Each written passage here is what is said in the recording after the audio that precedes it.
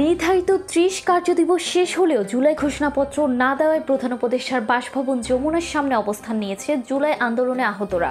সোমবার বিকেল ৩টার দিকে তারা যমুনার বিপরীত পাশে রমনা পার্কের অরুণোদয় গেটের সামনে অবস্থান নেন।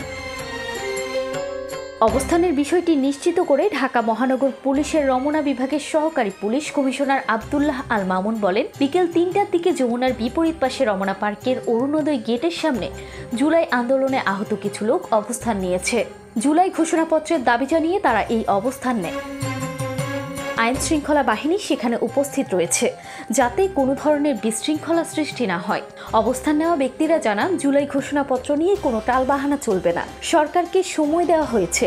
আমরা যখন শহীদ মিনারে প্রোগ্রাম করলাম তখন সরকার থেকে বলা হলো তারা ঘোষণা দেবেন, কিন্তু দীর্ঘদিন হলো তা দেওয়া হয়নি।